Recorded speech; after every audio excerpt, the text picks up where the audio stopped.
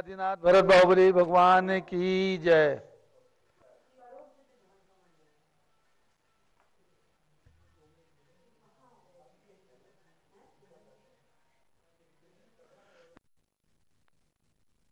Jamboree Hasanapur से सप्त ऋषि विधान आप सभी को देखना है। विधान प्रारंभ होने जा रहा है। ये विधान सप्त ऋषि विधान कोरोना महामारी को दूर करने में सक्षम है, इसीलिए इस विधान की प्रेरणा पूज्य गणनी ज्ञानमती माता जी ने प्रदान की है। आज 6 नाम हमारे पास इस विधान के आयोजन में सम्मिलित होने के लिए प्राप्त हुए हैं। श्रीमती कविता अशोक जैन, कुमारी रिदम आयांशा जैन उदयपुर राजस्थान से एक नाम, श्रीमती शारदा जैन, कमलचंद जैन, श्री अरुण, अनिल, दीप्ति, मनीषा जैन सागर वाले स्वास्थ्य लाभार्थ पुणे महाराष्ट्र से, श्री सची जैन, कपिल जैन, सतीश जैन, सरिता जैन ग्रीन पार्क दिल्ली से, श्री सुनीता, तरुण कुमार जैन दोषी परिवार आनंद गुजरात से, श्रीमती अंतिमा मानव, आगम सिद्धांत जैन मधुबन प्रीत बिहार दिल्ली से, श्री मुकेश जैन, रीता जैन, सुभी जैन, आशीष जैन दिल्ली से। इन सभी 6 परिवार जो भक्त परिवार हैं जिन्होंने अपने नाम से यहाँ पर सप्त ऋषि विधान में सहभागिता की है, अनुमोदना की है, उनके लिए बहुत बहुत शुभकामनाएं। और अब डॉक्टर जीवन जिन्हें भी सप्त ऋषि विधान ये रविवार तक चलेगा, जिन्हें केवल एक दिन के लिए इस विधान में ऑनलाइन सम्मिलित होना हो, केवल 1100 रुपये की राशि भेज करके जम्बूद्वीप हसनापुर के फ़ोन नंबर पर मात्र 1100 रुपये की राशि में एक दिवसीय सप्त ऋषि विधान के आयोजन में सम्मिलित हो सकते हैं। प्रातः महासांधारा में भी उनका नाम रहेगा और दोपहर में सप्त ऋषि विधान 3:30 बजे जो होता है उसमें भी उनका नाम रहेगा। अब डॉक्टर जीवन प्रकाश जी घोषणा कर रहे हैं, करिए जीवन प्रकाश। सभी बंधुओं को सादर जय जिनेन। बंधु, आप सभी लोग लगातार विभिन्न स्वाध्याय प्रतियोगिता में भाग लेकर के आनंद ले रहे हैं, ज्ञान का अर्जन कर रहे हैं। उपन्यास स्वाध्याय प्रतियोगिता का हम सब ने खूब अच्छा आनंद लिया, हर महीने परीक्षाएं दी और उसके बाद अभी हाल ही में आप सब देखा गतियों से आने जाने के द्वार पुस्तक पर पूज्य बड़ी माता जी का प्रशिक्षण प्राप्त हुआ।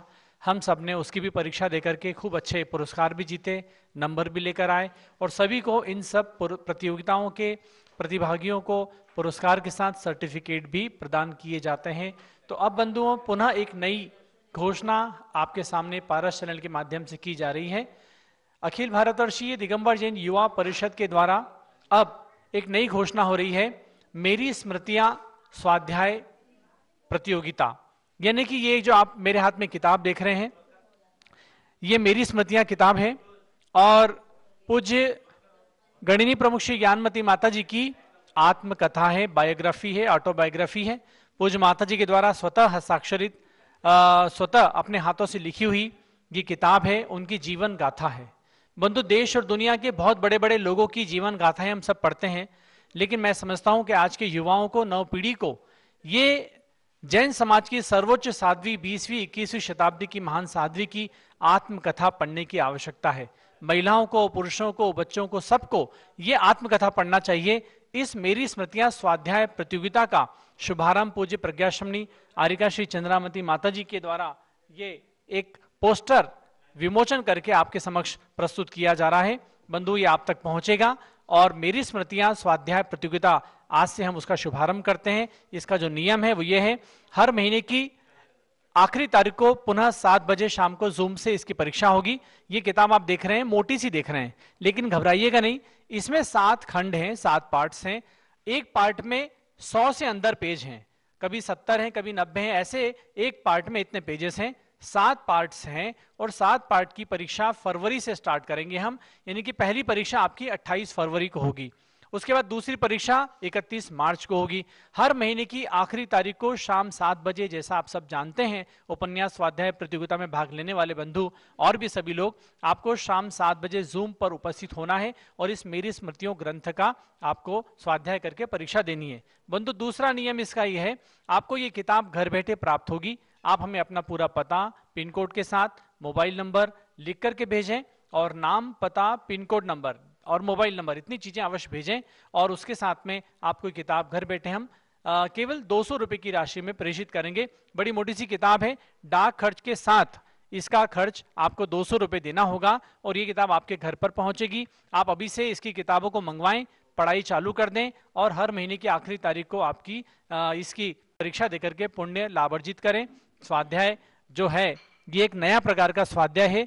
किस प्रकार से इतनी बड़ी सर्वोच्च साध्वी का जीवन और उनकी जीवन की गाथा हमारे जीवन को प्रभावित कर सकती है। यदि आप सब लोग अपने बच्चों को, स्वयं को प्रभावित करना चाहते हैं कि एक सामान्य सी कन्या ने गांव में जन्म लेकर के आज देश और दुनिया की सर्वोच्च साध्वी का स्थान कैसे प्राप्त किया है, वो पूरी आत्मकथा आपको इस किताब में मिलेगी। तो बंधु, इसमें भी बहुत सुंदर सुंदर पुरस्कार रखे गए हैं। उन पुरस्कारों की घोषणा भी आपके समक्ष हम रखेंगे। आपको 7 खंड पढ़ना है, 7 महीने तक परीक्षा देनी है और उसके बाद में इसका एक पूरा समराइज रिजल्ट सर्टिफिकेट आपको दिया जाएगा और सुंदर सुंदर पुरस्कार भी आप तक प्रेषित किए जाएंगे। आज की सूचना में इतनी बातें आप तक पहुंचाई जा रही है। पुनः आप तक ये बातें पहुंचाएंगे। आप अपना मोबाइल नंबर, पता हम तक पहुंचाएं और किताब को मंगवाएं। अब प्रारंभ होता है सप्तऋषि विधान। बहुत अच्छी स्वाध्याय की प्रतियोगिता ये आप लोगों के समक्ष प्रस्तुत हो रही है। जैसे महात्मा गांधी की आत्मकथा भी लोग पढ़ते हैं तो आज़ादी के इतिहास से परिचित होते हैं, उसी प्रकार से पूज्य गण्य ज्ञानमती माता जी की आत्मकथा के माध्यम से नारी स्वतंत्रता का इतिहास भी आप सब जान सकेंगे। तो ये स्वाध्याय प्रतियोगिता में भाग लें और सप्तऋषि विधान अब प्रारंभ हो रहा है। केवल एक बात आपको जानना है कि 16 जनवरी को भगवान अभिनंदन नाथ का केवल ज्ञान कल्याणक है, रविवार है। उस दिन नारियों के लिए गर्भ संस्कार शिविर का आयोजन किया गया है। जो व्हाट्सएप नंबर आपको दिया गया है उस पर आप लोग संपर्क करके और सामग्री की लिस्ट मंगवा लीजिए ताकि आपको पता रहे कि क्या क्या लेकर के हमें बैठना है। 16 जनवरी को रविवार है। सप्तऋषि विधान के तुरंत बाद यानी 3:50 पर हम ये कार्यक्रम शुरू कर देंगे। ऋषभ देव जूम चैनल के माध्यम से आप सभी को ये शिविर ज्वाइन करना है। अब सप्तऋषि विधान प्रारंभ करते हैं। बीना बहन जी और अलका बहन जी हैं, करिए, स्थापना कीजिए। जब लो सप्तऋषि मंडल विधान की जय। सुरमन्यु श्रीमन्यु आदि ऋषि साथ हैं, चारण रिद्धि समन्वित जो विख्यात हैं। मथुरापुरी में चमत्कार इनका हुआ, रोग महामारी इन तप से भग गया। इन सातों ऋषिराज की पूजा का ये विधान, रोग शोक की शांति करें प्रथम आह्वान। स्थापना करना है। ओम ह्रीम चारण रिद्धि समन्वय श्री सुरमन्यु श्रीमन्यु श्री निचय सर्व सुंदर जयवान विजय विनय लालस जय मित्र नाम सप्तऋषि समूह अत्र अवतरतो समोषटावाननम अत्र तिष्ठ तिष्ठात्र मम सनितो भो भो वसट सन्निधि गणमिसापनम। गंगा यमुना सरस्वती नदियों का जल भर लाए, हो जन्म जरा मृत्यु का क्षय गुरु चरण चढ़ाने आए हैं। सुरमन्यु आदि रिद्धिधारी सातों ऋषियों को वंदन है, आरोग्य प्राप्ति के हेतु सभी मुनियों के पद में प्रणमन है। ओम ह्रीम चारण रिद्धि समन्वित श्री सुरमन्यु आदि सप्तऋषिभ्यो जन्म जरा मृत्यु विनाशनाय जलम निर्वपामीति स्वाहा। कर्पूर विमिश्रित केसर घिस कर स्वर्ण कटोरी लाए, संसार ताप हो जाए नष्ट गुरु चरण चढ़ाने आए हैं। सुरमन्यु आदि रिद्धिधारी सातों ऋषियों को वंदन है, आरोग्य प्राप्ति के हेतु सभी मुनियों के पद में प्रणमन है। ओम ह्रीम चारण रिद्धि समन्वित श्री सुरमन्यु आदि सप्तऋषिभ्यो संसार तापनाशनाय चंदनम निरूपामीति स्वाहा। मोती समोज्जल तंदुल की थाली भर कर ले आए, हो अक्षय पद की प्राप्ति हमें गुरु चरण चढ़ाने आए हैं। सुरमन्यु आदि रिद्धिधारी सातों ऋषियों को वंदन है, आरोग्य प्राप्ति के हेतु सभी मुनियों के पद में प्रणमन है। ओम ह्रीम चारण रिद्धि समन्वित श्री सुरमन्यु आदि सप्तऋषिभ्यो नमः अक्षय पद प्राप्ति अक्षतम निर्वपामीति स्वाहा। चंपा गुलाब आदि पुष्पों का थाल सजा कर लाए, निज काम बाण विध्वंस हेतु गुरु चरण चढ़ाने आए हैं। सुरमन्य आदि रिद्धिधारी सातों ऋषियों को वंदन है। आरोग्य प्राप्ति के हेतु सभी मुनियों के पद में प्रणमन है। ओम ह्रीं चारण रिद्धि समन्वित सुरमन्यु आदि सप्तऋषिभ्यो काम बाण दशनाय पुष्पम निरूपयामीति स्वाहा। जाकर लाए हैं निज क्षुधा रोग के नासे हेतु गुरु चरण चढ़ाने आए हैं। सुरमन्य आदि रिद्धिधारी सातों ऋषियों को वंदन है। आरोग्य प्राप्ति के हेतु सभी मुनियों के पद में प्रणमन है। ओम ह्रीं चारण रिद्धि समन्वित सुरमन्यु आदि सप्तऋषिभ्यो क्षुधारुग्नाशाय नैवेद्यम निरूपयामीति स्वाहा। घृत दीपक कंचन थाली में ले आरती करने आए हैं। निज मोह तिमिरिका नाश हेतु गुरु चरण चढ़ाने आए हैं। सुरमन्य आदि रिद्धिधारी सातों ऋषियों को वंदन है। आरोग्य प्राप्ति के हेतु सभी मुनियों के पद में प्रणमन है। ओम ह्रीं चारण रिद्धि समन्वित सुरमन्यु आदि सप्तऋषिभ्यो मोहान कारवनाशनाय दीपम निरूपयामीति स्वाहा। आज पौष शुक्ला दशमी का दिन है। भगवान शांतिनाथ का केवल ज्ञान कल्याणक। अभी अभी पूज्य गण्य ज्ञानमती माता जी भगवान शांतिनाथ के समोसरण में गई। वहाँ समोसरण का विधान करवा करके आई हैं और आज प्रातःकाल अखिल भारतीय महिला संगठन की ओर से सम्मेद शिखर सिद्ध क्षेत्र के विधान का बहुत सुंदर आयोजन किया गया। इंदौर में समोसरण मंदिर के अंदर उस सम्मेद शिखर रचना की प्रतिकृति बना करके सुंदर विधान किया। वह भी आप लोगों को बीच में उसकी झलकियां भी दिखाई जा रही हैं समोसरण की और सम्मेद शिखर विधान की। चंदन कपूर की धूप दैन अग्नि में करने आए हैं। निज अष्ट कर्म के नाश हेतु गुरु चरण चढ़ाने आए हैं। सुरमन्य आदि रिद्धिधारी सातों ऋषियों को वंदन है। आरोग्य प्राप्ति के हेतु सभी मुनियों के पद में प्रणमन है। ओम ह्रीं चारण रिद्धि समन्वित सुरमन्यु आदि सप्तऋषिभ्यो अष्टकर्म दनाय धूपम निरूपयामीति स्वाहा। अंगूर आम्र फल आदि विविध फल थाल सजा कर लाए हैं। शिव पद की केवल प्राप्ति हेतु गुरु चरण चढ़ाने आए हैं। सुरमन्य आदि रिद्धिधारी सातों ऋषियों को वंदन है। आरोग्य प्राप्ति के हेतु सभी मुनियों के पद में प्रणमन है। ओम ह्रीं चारण रिद्धि समन्वित सुरमन्यु आदि सप्तऋषिभ्यो मोक्षफल प्राप्ति फलम निरूपयामीति स्वाहा। जलगंध सुअक्षत पुष्प चरुवर दीप धूप फल लाए हैं। चंदनामती एक अर्घ्य थाल गुरु चरण चढ़ाने आए हैं। सुरमन्य आदि रिद्धिधारी सातों ऋषियों को वंदन है। आरोग्य प्राप्ति के हेतु सभी मुनियों के पद में प्रणमन है। ओम ह्रीं चारण रिद्धि समन्वित श्री सुरमन्यु आदि सप्तऋषिभ्यो नरक प्राप्त अर्घ्यम निरूपयामीति स्वाहा। शांत शांति धारा दिव्य परिपुष्पांजलि क्षिपेत। मंडल पर अर्घ्य चढ़ाइएगा सातों ऋषियों के लिए। सप्त ऋषि मंडल रचा पूजा हेतु महान। पुष्पांजलि करके वहाँ अर्घ्य चढ़ाऊआन। इति मंडलस्य परिपुष्पांजलिं क्षिपेत। राजा श्री नंदन की रानी धारिणी पुत्र सुरमन्यु कहे। प्रीतिं कर जिनवर के समीप दीक्षा ले तप कर रिद्धि लहे। उन चारणादि रिद्धिधारी मुनिवर की पूजा सुखकारी। उनकी रिद्धि से मिल जाती भौतिक आत्मिक संपत्ति सारी। ओम ह्रीं चारण रिद्धि समन्वित सुरमन्यु महाशय अर्घ्यम निरूपयामीति स्वाहा। अपने पितु के संग दीक्षा ले श्रीमन्यु पुत्र भी मुनि बने।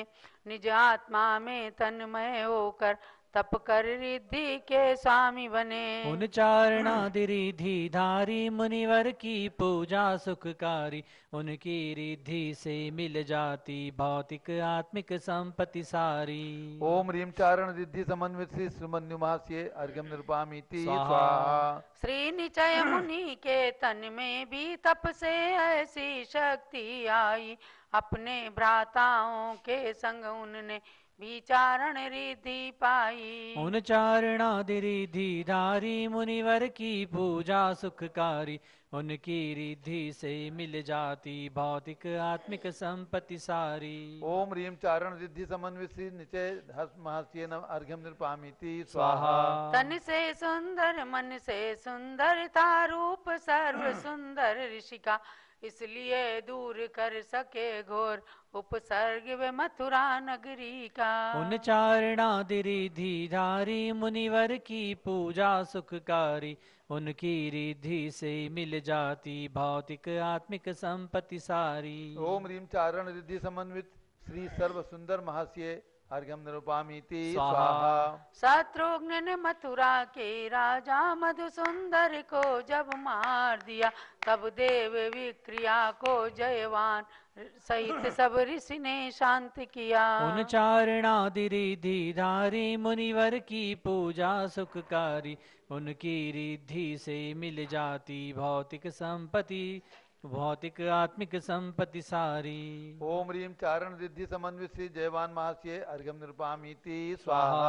अत्यंत विनय वृत्ति वाले मुनिराज विनय लालस जी थे, अपने पितु मुनिवर श्री नंदन के साथ तपस्या में रत थे। उन चारणादि रिद्धि धारी मुनिवर की पूजा सुखकारी, उनकी रिद्धि से मिल जाती भौतिक आत्मिक संपत्ति सारी। ओम ह्रीं चारण रिद्धि समन्वित श्री विनय लालस महस्य अर्घ्यम निरूपामीति स्वाहा। स्वाहा। अंतिम थे श्री जयमय मित्र महर्षि मित्र, भावना से संयुक्त उग्रोग्र तपस्या करने से हो गए सर्व रिद्धि संयुत। उन सर्वौषधियादिक रिद्धि युत मुनि की पूजा सुखकारी, उनकी रिद्धि से मिल जाती भौतिक आत्मिक संपत्ति सारी। ओम ह्रीं चारण रिद्धि समन्वित श्री जयमित्र महस्य अर्घ्यम निरूपामीति स्वाहा। स्वाहा।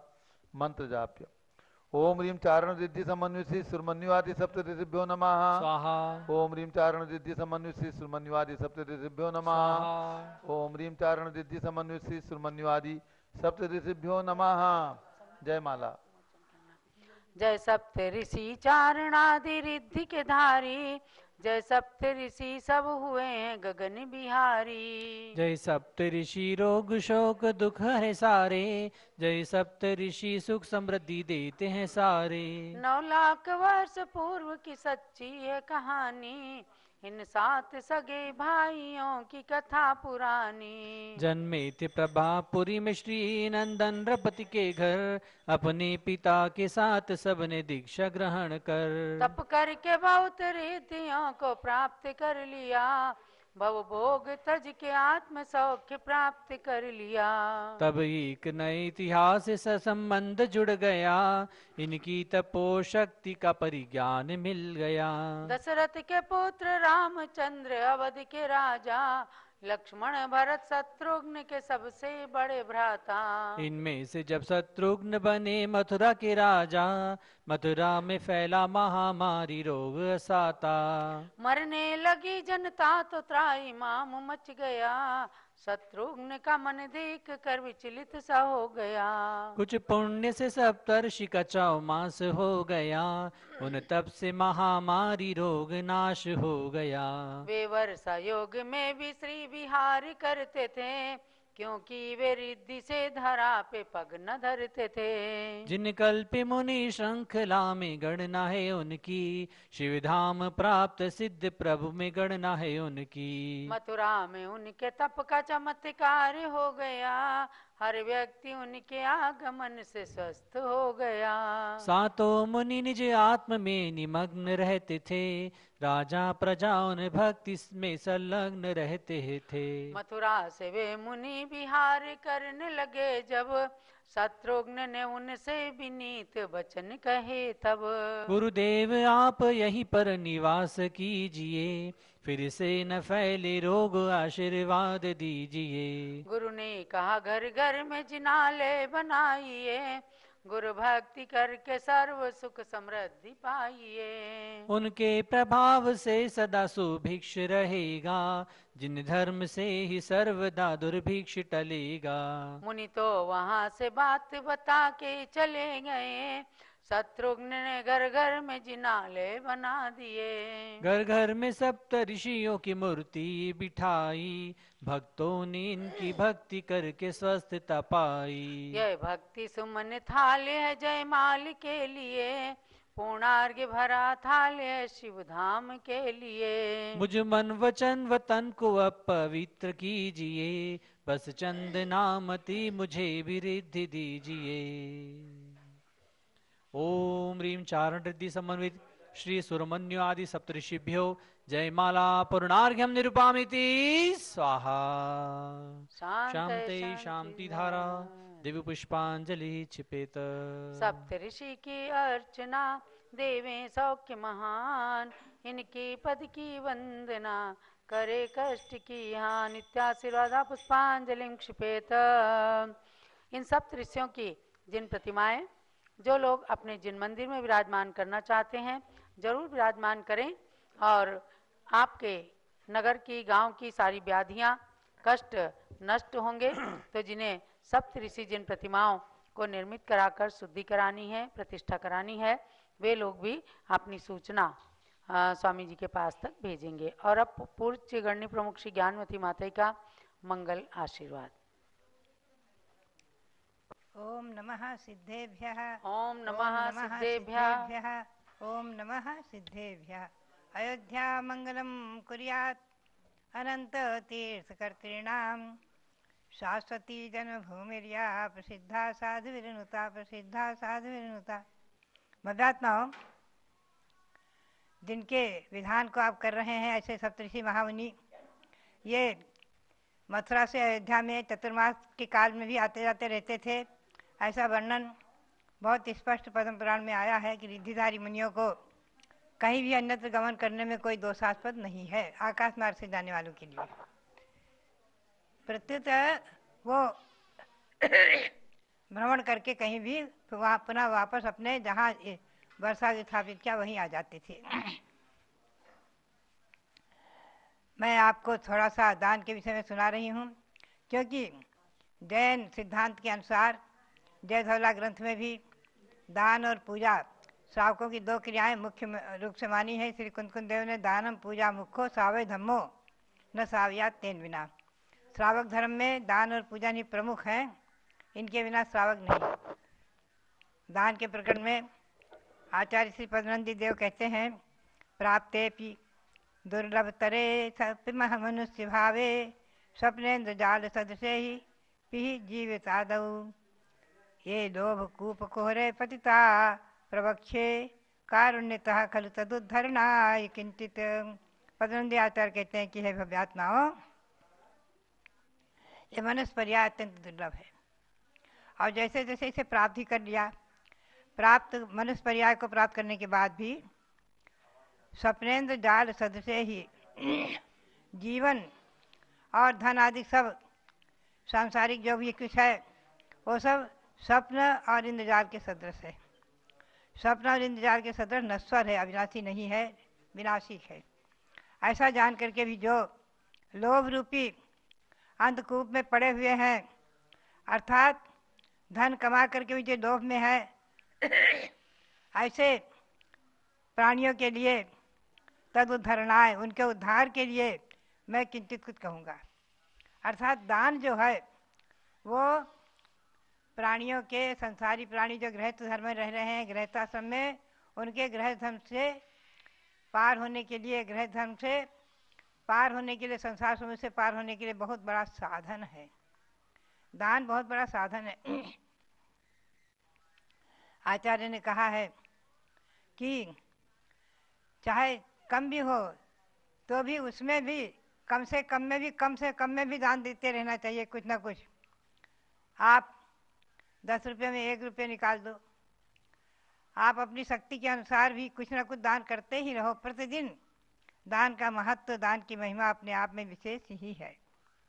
तो आचार्य देव यही कहते हैं कि दान की महिमा जो लोभ रूपी अंधकूप में पड़े हुए हैं उनके उद्धार के लिए, अर्थात लोभ को अंधकूप की उपमा दी है।